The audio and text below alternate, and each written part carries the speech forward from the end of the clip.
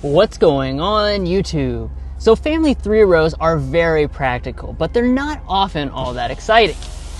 But the Dodge Durango has always cut its own lane by offering an athletic body and V8 muscle in this segment. So is this latest 2026 model the three row you should put in your driveway? Well, let's go ahead and find out.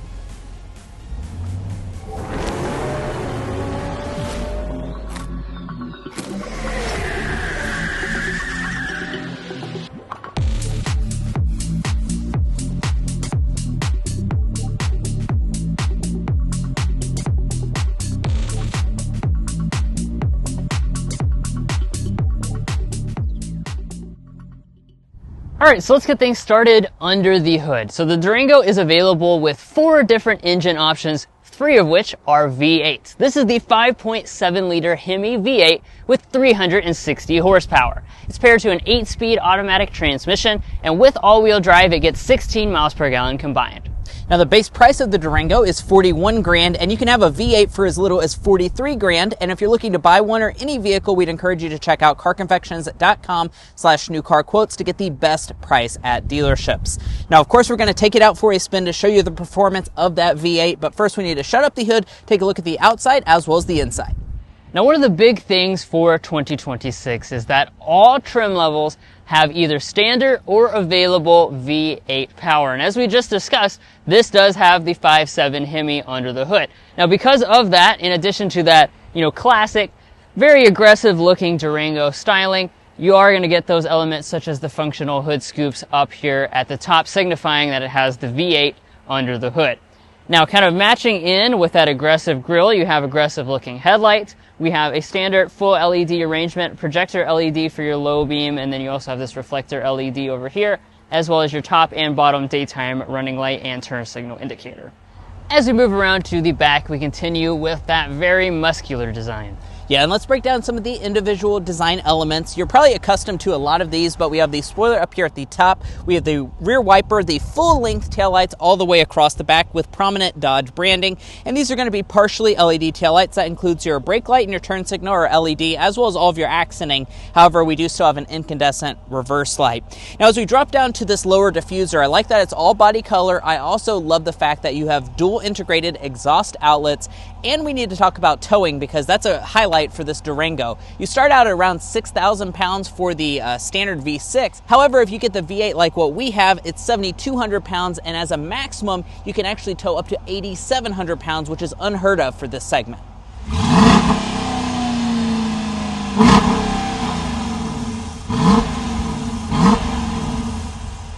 Moving on to the wheels, most models will come with 20-inch alloys of various different finishes. We kind of have a dark gray finish on board with this model. Of course, as we move up here to the fender, you have the HEMI branding through there. And then as far as the mirrors are concerned, full black finish on board. You also have a lot of nice features, including blind spot monitoring and auto dimming on the driver's side. Now at the side of the Durango, overall vehicle length is 200.8 inches. So this is a very good size SUV, and we'll talk about space in just a little bit. It does translate to quite a bit. Now all of our window surrounds are either going to be body color or a little bit of black. You also have black roof rails up here at the top. And when it comes to your active safety features, you don't get any of those as standard equipment. So that is a little disappointing. However, you can option those on your higher end examples. But guys, there's a lot to talk about when it comes to the inside. But first, if you're new here, we're brothers and we've been reviewing cars since we were 12 and 16. We started young, and since then we have reviewed over 2,000 vehicles at every price point. No matter what you're looking for, from humble to high end, we'd love for you to subscribe to be a part of our Car Confections family. Let's learn a lot and have some fun with all the latest cars. All right, now let's move to the inside. First, here's our key fob. Kind of the typical Dodge Durango design. You have smart entry and remote start on board for all models. Grab behind the handle there to unlock the door. Then taking a look inside the interior, we continue with that classic design. And let's talk about what you get in terms of the seats. So one of the things that I want to point out that's new for 2026 is that A250 or America 250 edition. That would get you a special seat which has red, white, and blue stitching details. Regardless though, if you choose to have the GT Plus or GT Premium like we have today, that's going to get you a premium full leather seat with color contrast stitching. You have that Dodge branding up there, and overall it's nice and comfortable. The seat adjustments are 8-way power with 4-way lumbar support, and we also have memory seats located on the door trim. Let's climb inside. Closing up the door, let's look at the cabin materials. So over here on the door trim, we have a leather covering with a stitching detail. We have kind of a carbon fiber-like trim, and then a soft touch plastic through here. All soft touch materials through the entire upper dashboard, more of that trim, and then more leather through here with stitching details, as well as down here along the center console. Overall, you know, the design is going to be on the older side of things, but the build quality is nice and solid, and the materials are quite nice as well. Let's fire it up with the push button start.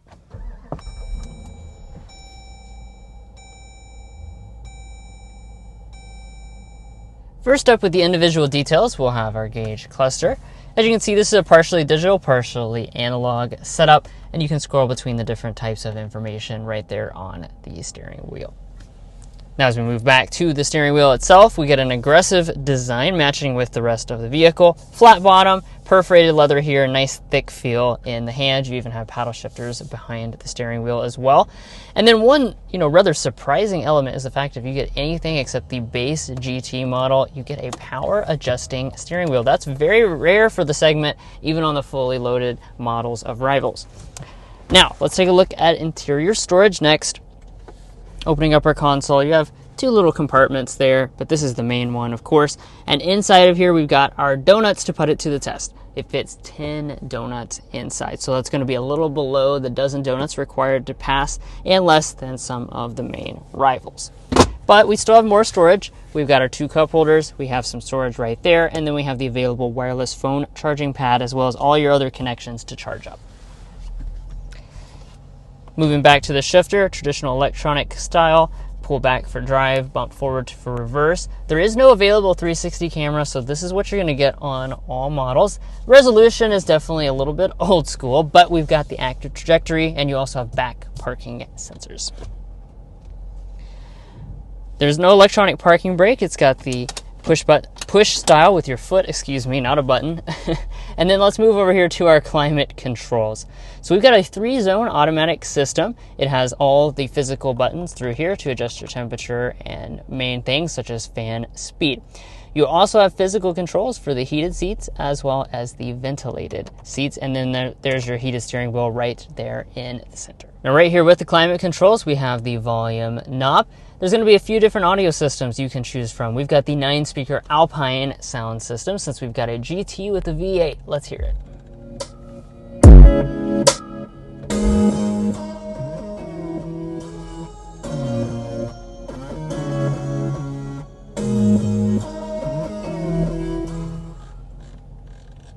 Yeah, overall sound quality is nice. It's certainly a very punchy sound that fills up the cabin well. There's an available Harman Kardon sound system if you want to move up the trim structure.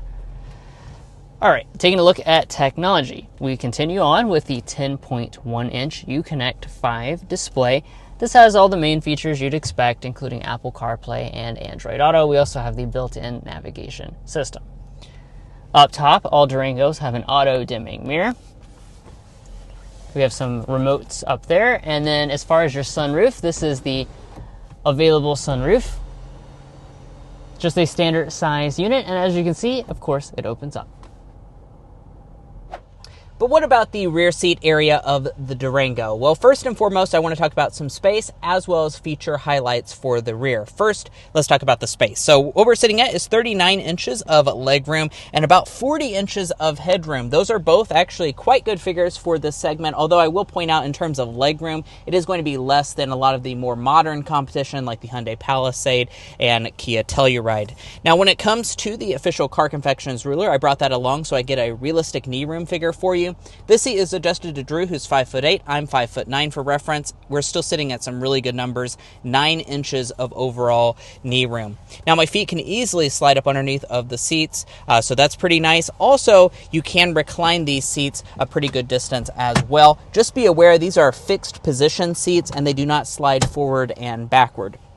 Now you notice that we also have captain's chairs. They have big, thick armrest here, and then you have 2 cup holders right in the center area to really maximize the usability of the rear seat. That means that overall seating capacity is 6 passenger for this model.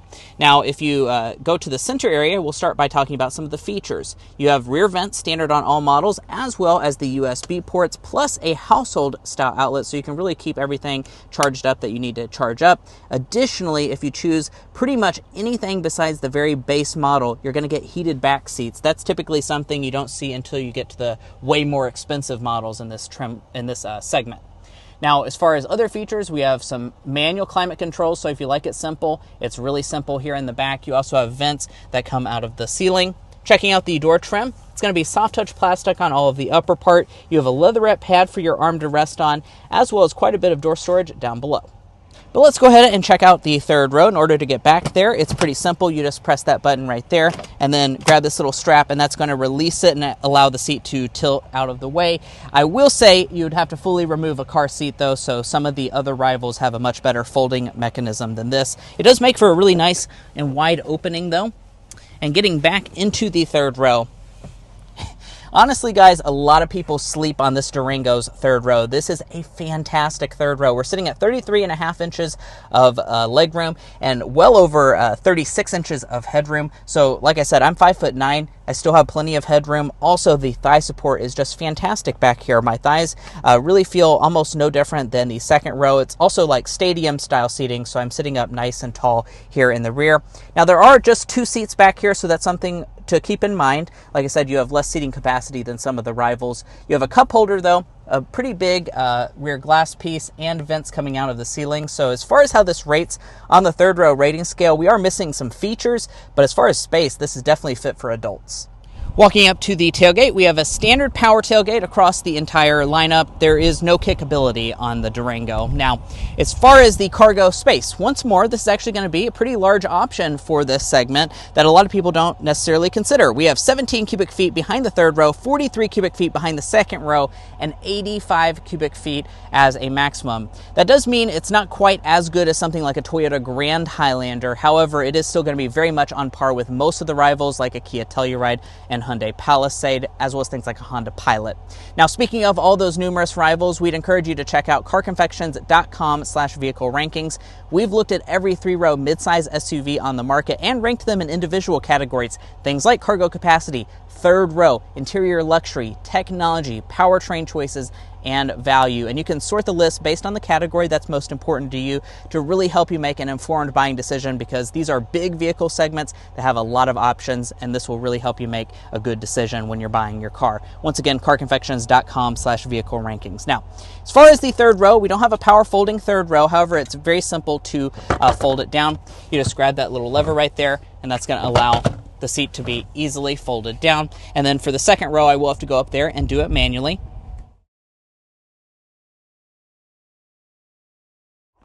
And now that I've got all those seats folded completely flat with the floor, let's get our cargo length, width, and height figures. As far as cargo length, we're sitting at 86 inches behind Drew's 5'8" seating position.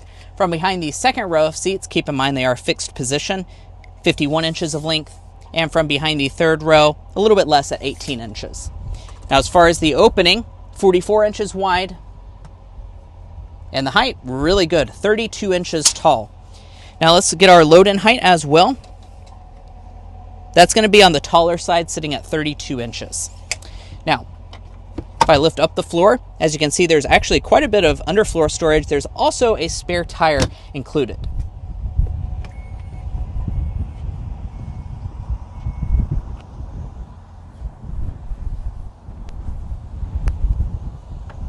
Well, guys, here we are behind the wheel of the 2026 Dodge Durango with the V8. Of course, we'll be discussing quite a lot in this test drive. You can see that on the screen right now, but we need to go ahead and show you that performance with a hard acceleration.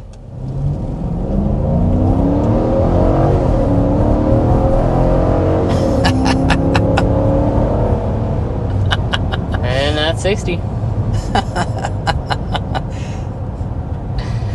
So, of course, a big benefit of having a HEMI is just the sound of a HEMI, right? You know, most of this vehicle's rivals have half the cylinders of this. You know, you're looking at a lot of turbo 4 cylinders, and this just has that V8 muscle.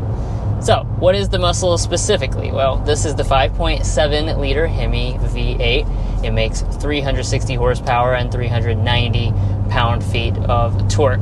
So obviously that is plenty of muscle to get this up to speed a lot quicker than most of the competition.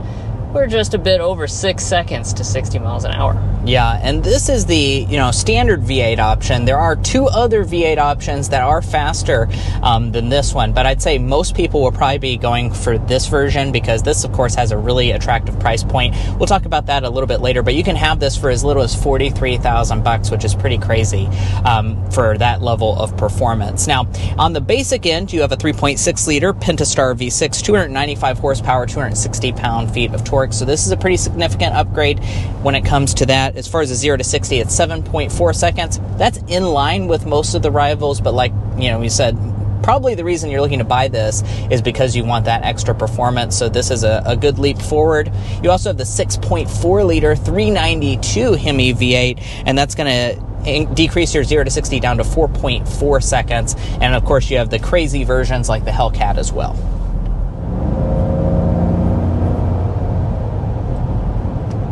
Now, as far as the transmission, you've got an 8-speed automatic. It's nice and responsive. I think it works really well with the V8 to keep you in the power band. And as far as how power is routed to the ground, you have standard rear drive just on the V6 variant. All-wheel drive is standard on all of the other versions, including this HEMI. I do want to point out that's kind of different than most of the rivals. The Ford Explorer is also rear drive, but most of the rivals are front-wheel drive based, so that's going to give this vehicle some unique benefits, which we'll talk about a little bit later on. A little bit later is going to be right now. Yeah. Yeah. There you go. It's a good corner. Yeah, so we're, on a little bit of a back road here, and that's a great way to demonstrate that extra dynamic ability for the rear drive platform. It certainly handles better than average when you kind of go around a corner. Body roll is fairly controlled. The steering also has a nice responsive feel, and overall just kind of the weight distribution of this product feels nice and balanced. Now, I'm sure you're probably wondering about fuel economy. That's not going to be the Durango's strong suit with all that V8 sound that you're getting from the HEMI. What we're sitting at for the V6 is 20 mpg, which is in line with most of the other rivals that are not hybridized. However, the 5.7 drops you down to 16 miles per gallon, and it goes down from there. The 6.4 liter is 15, and the Hellcat is 13 miles per gallon. Both those are all really quite bad figures. However, depending on if you're looking at maybe cross-shopping this with something like a Tahoe for reference, 16 is going to be in line with what you would get out of a Tahoe. So it kind of depends on, what price point you're shopping at, but certainly this is going to be a lot less than some of the hybridized rivals like the new Kia Telluride hybrid, the Hyundai Palisade hybrid, the Grand Highlander, things like that. And speaking of those rivals, let's discuss ride quality. So when it comes to this department, the Durango actually does a pretty good job. However, you can definitely tell, like Drew was saying, it has a hint of athleticism to it. That's not to say that it's not an uncomfortable ride at all, because it really isn't. It does a good job of soaking bumps up if you hit them in the road, but it is going to be a little bit on the firmer side as compared to some of the more luxury-oriented rivals, like what I had just mentioned before, the Pilot, Grand Highlander, Palisade. All of those vehicles will be a little bit more comfortable than this due to this vehicle's sportier edge. But what about the noise insulation inside of this cabin? Let's go ahead and get a sound level reading going 55 miles per hour so we can see how quiet this Durango is. I went ahead and toggled us to fan speed 1, and the rear climate is powered off.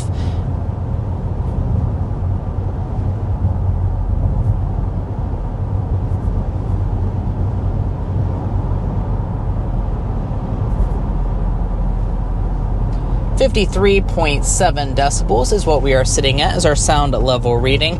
We don't sit here and guess how it compares to other 3 rows. We can find that on our website, carconfections.com. And honestly, guys, that's a really good sound level reading. As a matter of fact, that places it as one of the quietest 3-row midsize SUVs that you can get. And honestly, I can kind of back that up. It does seem pretty quiet inside of this cabin, that's for sure. All right, it's slam dunk and airball time. Start with the slam dunk. That's got to be the performance for the money. It's basically a performance bargain. The fact that they're even offering a V8, much less giving you 3 flavors of V8, that are included on pretty much all the trims. You can get it even with the base GT model. That is a really, really rare thing that just stands out more and more every year that passes by. Yeah, I have to say, also, the third row is surprisingly really, really good. Now, on the flip side, our airball is just going to be some of the older elements. Now, you have to buy this car in 2026 and know that some of the things are going to be on the older side. Things like technology and some of the, interior details are old school. So just know that going into it, and it might not be for everyone if you're looking for the most high-tech new SUV. Now, one of the most attractive elements about the Durango is the price tag. Like I said, we started around 41 grand, and you can see the full lineup of prices on the screen right now, but a well-equipped model like this with a V8 is going to have a really attractive price. We start at $43,675. Now, we do have the Plus package, which is $3,600, as well as a couple other options. $2,000 for your destination. We're sitting at $51,210, which is a pretty darn good price for this segment. If you're curious as to where it's assembled, that is in Detroit, Michigan.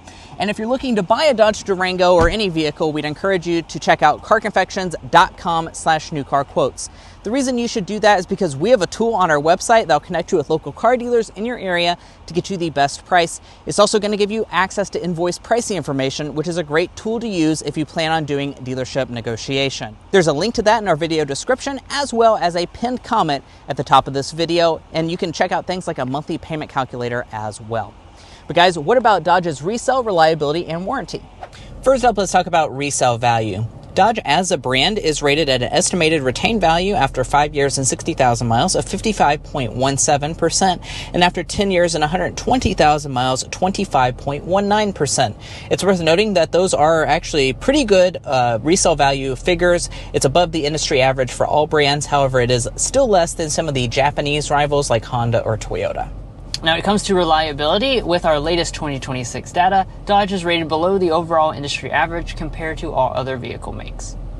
Now, if you'd like to learn more about our resale values, our reliability data, or our methodology, be sure to go to carconfections.com to find that.